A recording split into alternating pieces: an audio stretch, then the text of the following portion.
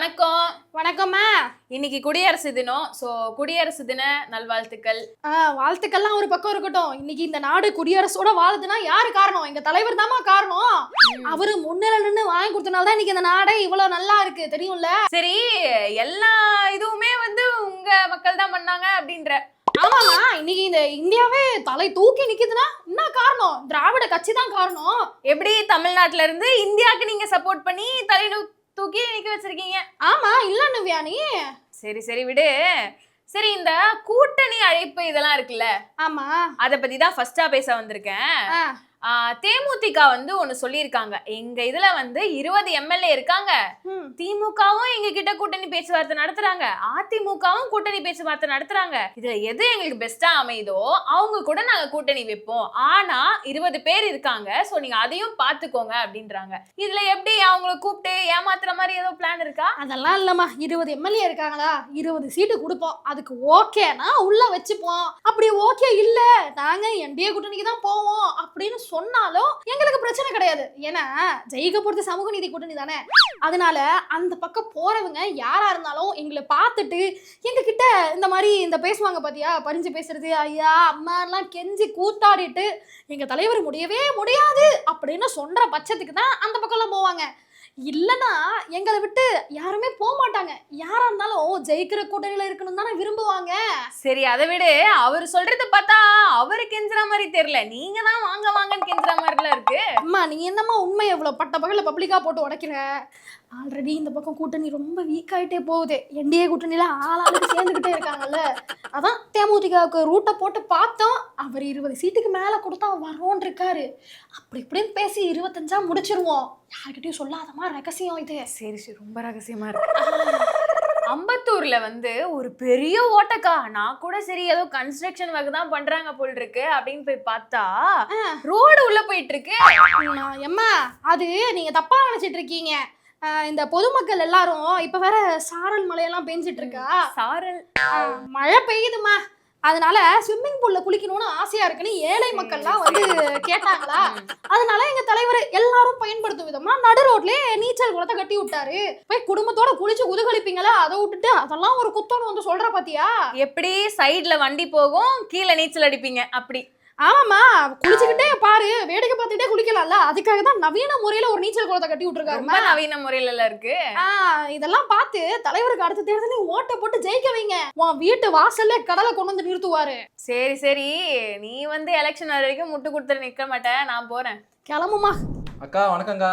வணக்கம் தம்பி. என்னக்கா ரொம்ப நாள் ஆளக்கணும்? என்ன பண்றது, அக்காவுக்கு 1008 சோழி. அதுவும் இல்லாம தஞ்சாவூர்ல வேற மகளிர் அணி மாநாடு நடக்க போகுது இல்லையா, அதுக்காக என்ன விழா எல்லாம் சிறப்பா ஏற்பாடு பண்ணிருக்காங்களா, என்ன நடக்குது ஏதுன்னு தஞ்சாவூர் வரைக்கும் போயிருந்தப்பா பாக்க. தஞ்சாவூர்ல கடலே இல்லையா? பக்கத்துல 10 கிலோமீட்டர் தான் திருவாரூர், அங்க கடல் இருக்கு. வேணா போய் பார்த்துட்டு உட்காந்து பேசு. சரிக்கா, இந்த பேச்சுக்காக தான் நான் கிடைக்க வரேன்க்கா. சரி தம்பி, நீ என்ன செய்தியோட வந்திருக்க? நயினார் நாகேந்திரன் அவங்க என்ன சொல்லியிருக்காங்க தெரியுமா? என்ன சொல்லியிருக்காரு? தேர்தல் வரதுனால திமுகக்கு பயம் வந்துருச்சான். பாத்தீங்களா, எங்க கூட்டணி பலமாயிட்டே இருக்கு. டிடிவி தினகரன் வந்திருக்காங்க, அன்புமணி ராமதாஸ் அவங்க வந்திருக்காங்க, ஜான் பாண்டியன் அவங்க வந்திருக்காங்க. எல்லாரையும் வந்திருக்காங்கன்னு சொல்லுங்க. 50 பேரும் உங்க கூட்டணிக்கு வந்தாலும் ஜெயிக்க போறது நாங்க தான்.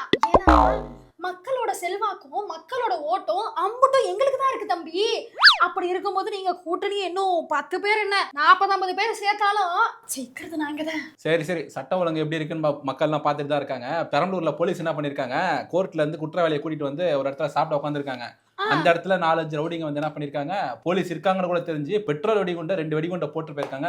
2 போலீஸும் காயமடைஞ்சிருக்காங்க, குற்றவாளியும் காயமடைஞ்சிருக்கான். சட்ட ஒழுங்கு இப்படி இருக்கு, நீங்க ஆட்சிக்கு திரும்பி வரும்னு பேசிட்டு இருக்கீங்க. தம்பி, எங்க தலைவரை அந்த ரவுடிங்க கையில இருந்தாப்பா பெட்ரோல் வெடிகுண்டு, இது எங்கெல்லாம் போலீஸ் இருக்காங்களா அங்கெல்லாம் வீசுன்னு சொன்னாரு. ஏன்பா அவங்க இந்த மாதிரி காரியம் பண்றது, அதுக்கு எங்க தலைவர் என்னப்பா பண்ணுவாரு?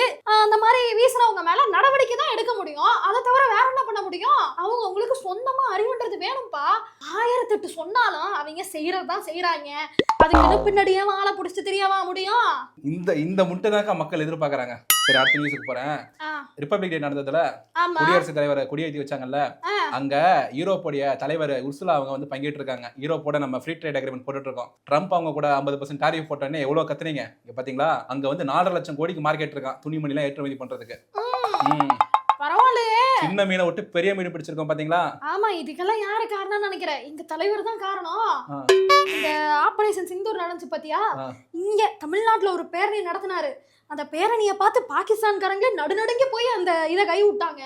அந்த மாதிரி அடுத்த தேர்தல் வரப்போதுல மறுபடியும் எங்க தலைவரே ஆட்சிக்கு வந்துட்டாருன்னா அந்த மத்த நாடுகள்லாம் எதிர்த்து ஏதாவது பண்ணிடுவாரோ அப்படின்ற பயத்துலதான் எல்லாரும் கப்சிப்னு போறாங்கப்பா. சரிக்கா எவ்வளோ பெருசா முட்டு கொடுத்தாலும் தம்பி இந்த பேச்செல்லாம் பேசாத. அடுத்த தடவை இட்லி இருக்காது, வெந்நீர் தான் வரும் பாத்துக்க. அக்கா வணக்கம். வணக்கண்ணே. அக்கா உங்களுக்கு குடியரசு தின நல்வாழ்த்துக்கள். வாழ்த்துக்கள்ண்ணே. 2024ல நாடாளுமன்ற எலெக்ஷன்ல ஜெயிச்சீங்களா? எவ்வளவு சீட் ஜெயிச்சீங்க? யாருக்கா? மறந்து போயிட்டியா? தமிழ்நாடு தகுச்சு போன தருணம் அது. 40 யாரால ஜெயிச்சீங்கன்னு தெரியுமா? யாரால? எங்க தலைவர் முகன்னு அவர் வந்து நின்ன உடனே மக்கள்லாம் ஓட்ட அள்ளி கொட்டிட்டாங்க. அதனாலதான் ஜெயிச்சோம். நீங்க 40 சீட்டு ஜெயிச்சதே எங்க தலைவரால தான் அப்படின்னு ஒருத்தர் சொல்லியிருக்காரு. நான் சொல்றேன். கமல் கட்சியில பொதுச் செயலாளர் இருக்காருல, மக்கள் நீதி மையத்தோட பொதுச் செயலாளர் அருணாச்சலம். ஆமா, அவர் சொல்லியிருக்காரு 2024 நாடாளுமன்ற எலெக்ஷன்ல திமுக 40 இடங்கள்லையும், பாண்டிச்சேரி உட்பட 40 இடங்கள்லையும் ஜெயிக்கிறதுக்கு காரணமே எங்க கமல் ஐயா தான் அப்படின்னு இருக்காவோ. அண்ணே, அவர் இன்னைக்கு எம்பியா இருக்காருன்னா யாரு காரணம்? எங்க தலைவர் தான் காரணம். போனா போகுது, போப்பா ராஜ்யசபா பக்கம், சினிமா கினிமான மக்கள்கிட்ட சுத்தாதீங்கன்னு சொல்லி அனுப்பி வச்சிருக்காரு. அவர் இன்னைக்கு எம்பி ஆனது காரணமே எங்க தலைவர் தான். இதுல அவரு என்ன 40 சீட் ஜெயிச்சதுக்கு கமல்ஹாசன் காரணம்ன்றாரா? காங்கிரஸுக்கு அடுத்து திருமாவளவன் ஒரு சைடா அப்படியே எழுத்துக்கிட்டு இருக்கிறாப்ல.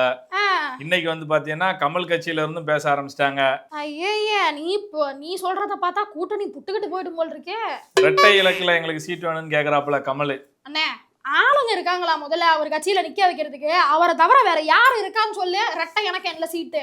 அமைதியா பேசுங்க, சத்தமா பேசாதீங்க. போயிட போறாங்க, ஒருத்தரா போயிட்டு இருக்காங்க. யாரு போனாலும் எங்களுக்கு கவலை இல்லைண்ணே. தலைவரை மட்டுமே இந்த இவர் சொன்னார்ல, யாரு தாவேக தலைவர் விஜய், மதுரை மத்தி விஜய், மதுரை மேற்கு விஜய்னு, அந்த மாதிரி தமிழ்நாட்டுல இருக்கக்கூடிய 234 தொகுதிகளையும் எங்க தலைவர் ஸ்டாலினை மட்டுமே நிக்க வச்சு ஜெயிப்போம், தெரியும்ல? சரி, நீங்க வைங்க. இப்ப விஜய்னு சொன்னதுனால நேத்து அவங்க மீட்டிங் நடந்தது பாத்தீங்களா மாமல்லபுரத்துல? நீ வேற, அது மீட்டிங்லாம் இல்ல, சும்மா நேரம் போகாம இருந்திருக்கோம். பனையூர்ல இருந்து போர் அடிச்சிருக்கோம் அவருக்கு. அதனால அப்படி மகாபலிபுரம் சுத்தி பார்க்க போயிருப்பாரு, அங்க 4 பேரை சந்திச்சிருப்பாரு. இதெல்லாம் மீட்டிங். முக்கியமா தீர்க்கமா ஒரு விஷயம் சொல்லியிருக்காரு. என்ன சொல்லியிருக்காரு? தாவேகா தலைமையில அமைய போற ஆட்சியில எக்காரணம் கொண்டும் ஊழலுக்கு இடமே இல்லை அப்படின்னு சொல்லியிருக்காரு. பாத்தீங்களா? அவரு சொல்லுவாரு, சொல்றதெல்லாம் செஞ்சிட முடியுமா என்ன? எங்க தலைவரும் அப்படிதான் பேசிட்டு இருந்தாரு. இப்ப ஆட்சிக்கு வந்தோன்னா பாத்தீல, எங்க கட்சியில இருக்க முக்காவாசி பேர் மேல ஊழல் குற்றச்சாட்டு தான் இருக்கு. அவருமே இன்னைக்கு இப்படி பேசுவாரு, நாளைக்கே பதவிக்கு வந்துட்டாருன்னு வையன், அவர் மேலே இந்த மாதிரி குற்றச்சாட்டெல்லாம் வரும். அதனால அவரெல்லாம் அதை பத்தி பேசலாமா? பதவிக்கு வர்றதுக்கு முன்னாடியே நம்ம செல்லூர் ராஜ் இருக்காவல்ல, ஆமா, அவர் வந்து சொல்லியிருக்காப்புல, லாட்ரி மார்ட்டினோட மருமகனை பக்கத்துல வச்சுட்டு இந்த மாதிரி விஷயத்த நீங்க பேசலாமா அப்படின்னு ஏளனம் பண்ணுதாவோ விஜய. பாத்தீங்களா? சரியா தானே சொல்லியிருக்காரு. தமிழ்நாட்டு மக்கள்லாம் இன்னைக்கு இப்படி நிக்கிறாங்கன்னா காரணம் யாரு? அவங்க தானே.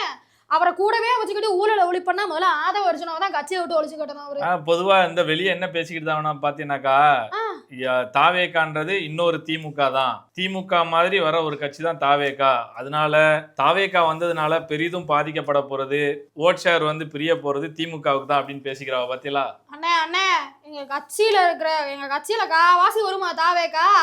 சின்ன சின்ன குழந்தைங்களை கேளு, எல்லாம் திமுகவுக்கு தான் ஓட்டு போடுவாங்க. நீ என்னன்னா தாவேகாவை எங்க கட்சியோட கம்பேர் பண்ற? அப்படியே பேசிட்டே இருங்க. போன பாத்து போ, தொண்டர்கள்லாம் கேட்டாங்கன்னு வை, வகுந்துருவாங்க.